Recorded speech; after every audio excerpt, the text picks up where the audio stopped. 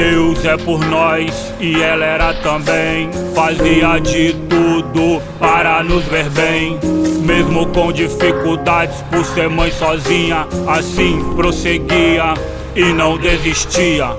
Eu queria, mano, trocar uma ideia contigo, falar de um passado meu, mano, bem difícil, onde eu me encontrava enganado, iludido, vendendo droga e roubando, e achava que era incrível. De segunda a segunda, droga tinha de montão, só esticar e cheirar, vai fundo, sangue bom. Tá ligado como é, na quebrada vários, né? Mentes vazias, oficina do diabo, é. E eu nesse embalo, querendo nem saber, vi minha mãe chorando do meu triste proceder.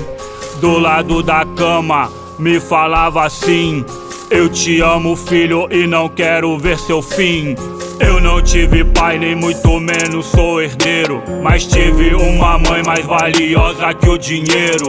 Eu não tive pai, nem muito menos sou herdeiro, mas tive uma mãe mais valiosa que o dinheiro. No fundo do poço é onde eu me encontrava, olhando para tudo e não vendo nada. Louco, atribulado, coração dilacerado, por causa de um passado onde meu pai virou finado. Dentro de um bar com 24 de idade, na pura maldade, Satanás ele é covarde, levando a esperança e trazendo a tristeza. 3 filhos pra trás e uma mãe muito guerreira.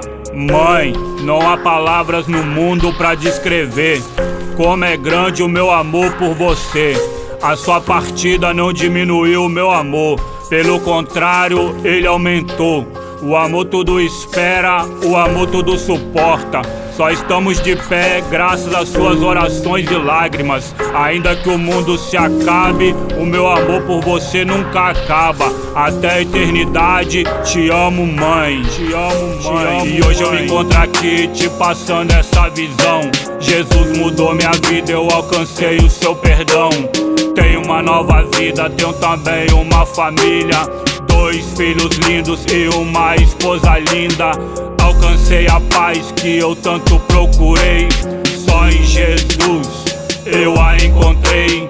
Ele venceu o mundo, eu também vencerei. Sofrendo sim, mas não desistindo, essa é minha lei. Vivendo, vivendo, vivendo.